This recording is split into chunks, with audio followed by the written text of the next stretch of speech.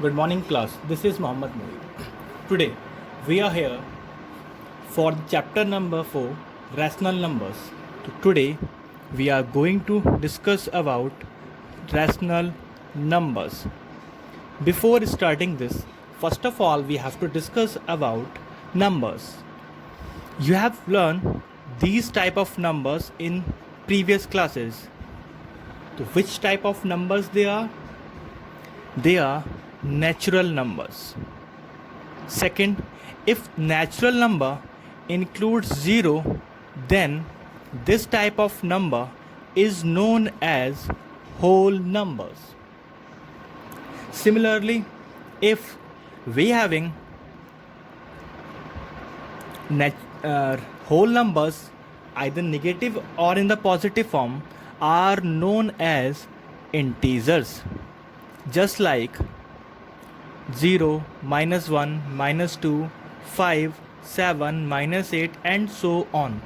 These type of numbers are known as integers. Have you seen the number which are written in this form? 5 upon 3, 7 upon 8, 9 upon 8. These type of numbers are known as rational numbers.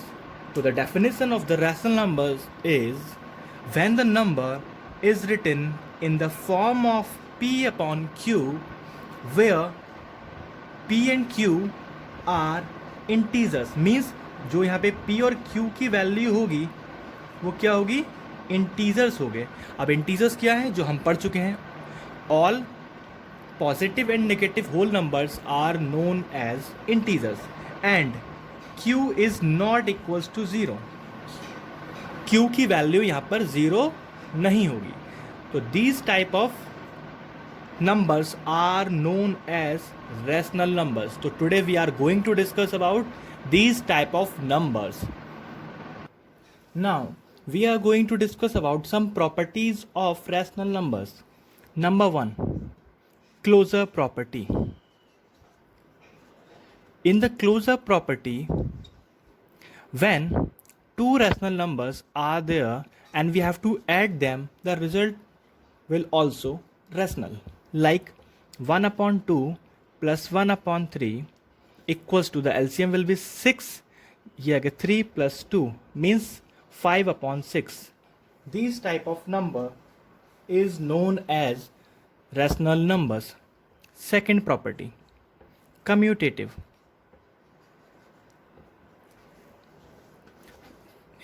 अभी हम जो discuss कर रहे हैं, these are the properties of addition in the case of addition. First closure, second commutative. In the commutative, if we having two rational numbers, we have to add and interchange their places, the result will be the same, just like 1 upon 2 plus 1 upon 3 or 1 upon 3 plus 1 upon 2. When we are going to add them, the LCM will be 6. 3 plus 2 equals to, LCM will be 6. 2 plus 3, the result will be 5 upon 6 equals to 5 upon 6. So this property is known as commutative property. Now third property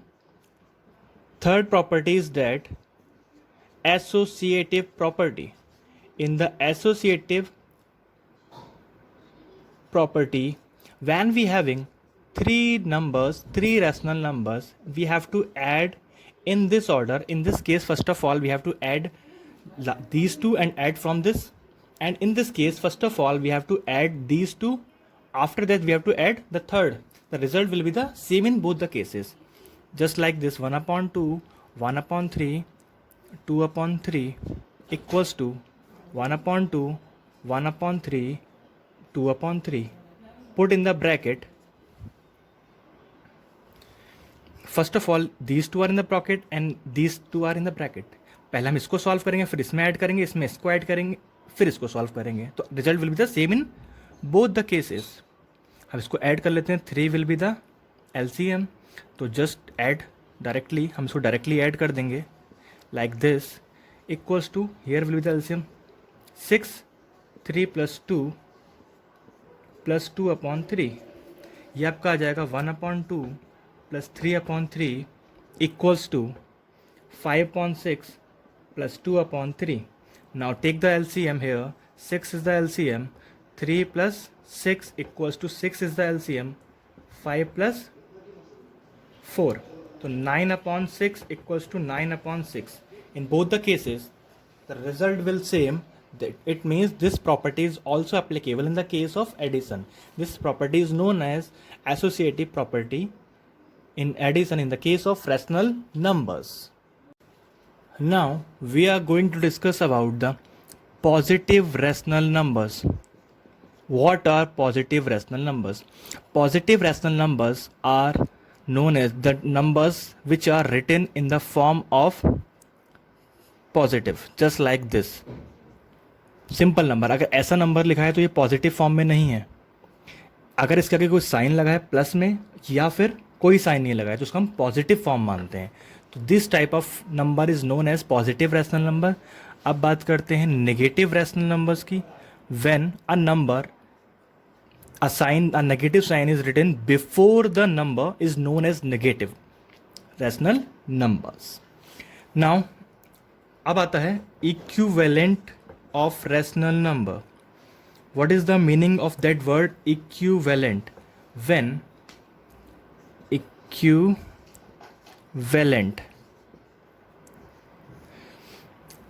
suppose a number is given 5/3. अब मुझे इसका equivalent लिखना है. Equivalent means होता है equal, जो उसके बराबर हो, इक्विवेलेंट. तो इक्विवेलेंट लिखने के लिए मुझे इसी का बराबर एक नंबर चाहिए, मतलब उसको सॉल्व करने के बाद वैल्यू यही है. सपोज एग्जांपल दे रहा हूँ, जैसे लिखा है 2/3. मैं इसको अगर बोल दूँ इसको मैं डबल कर दूँ, ये 4 आ जाएगा. इसको डबल कर दूँ, ये 6 आ जाएगा. मैं जब इसको डिवाइड करूँगा तो बाद में सेम वही केस आ गया. तो ये नंबर जो था इसका इक्विवेलेंट हो गया. तो ऐसा नंबर जो सॉल्व होने के बाद वही वैल्यू आ जाए वापस, उसको हम इक्विवेलेंट फ्रैक्शन बोलते हैं. तो यही है इक्विवेलेंट फ्रैक्शन. तो इक्विवेलेंट फ्रैक्शन निकालने के लिए हम क्या करते हैं, इस नंबर को, अगर हमें जितने भी नंबर निकालने हैं तो हम दोनों न्यूमरेटर और डिनोमिनेटर दोनों को सेम नंबर से मल्टीप्लाई करते हैं. 1 से नहीं करते हैं. First of all we have to start from 2.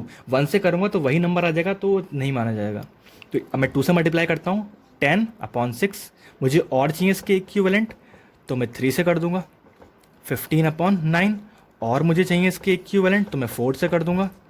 20/12 and so on. अगर मैं इसको डिवाइड करता हूँ तो डिवाइड होने के बाद ये सारे ही नंबर 5/3 के केस में कन्वर्ट हो जाएंगे. इसका मतलब इनकी वैल्यू भी इसी के बराबर है, ये सब इक्वल है. This type of rational numbers are known as equivalent rational numbers. अब बात करते हैं हम standard form. What is standard form of rational number? Standard form से मतलब ये है कि suppose a number is written like this.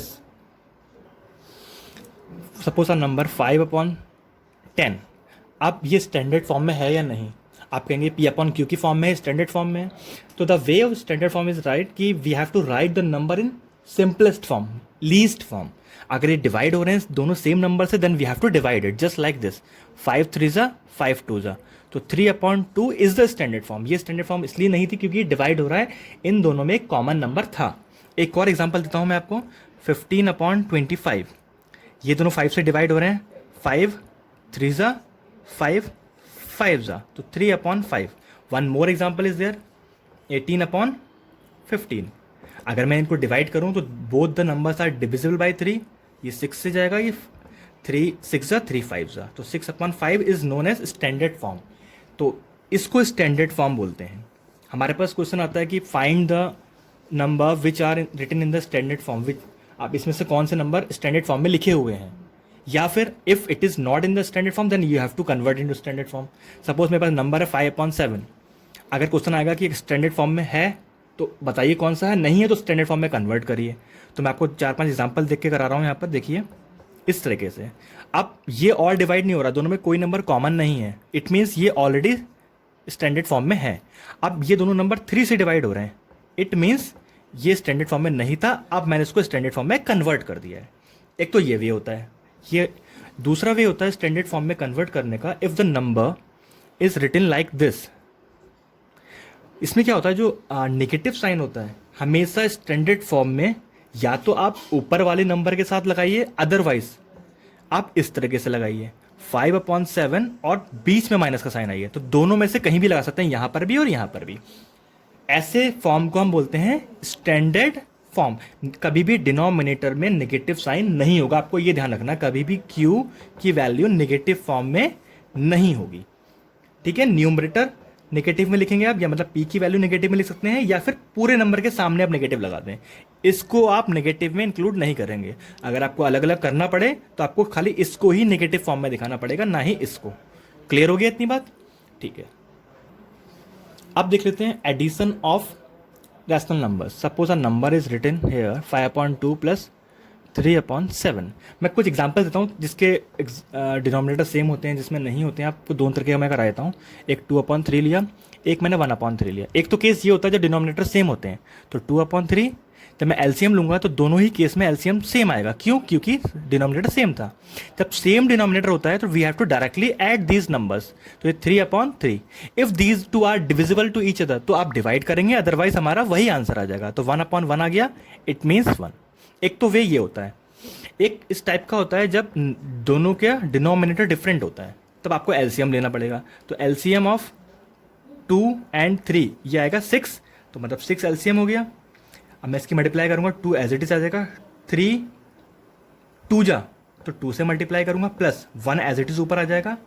2 3 जा 6 होगा, इसकी मल्टीप्लाई 3 से हो जाएगी, तो जाएगा कितना ये 4 + 3/6। It means 7/6 is the answer. So these type of numbers will come in the addition of rational numbers. Rest we have to discuss in the next lecture. Hope all you understand. Thank you.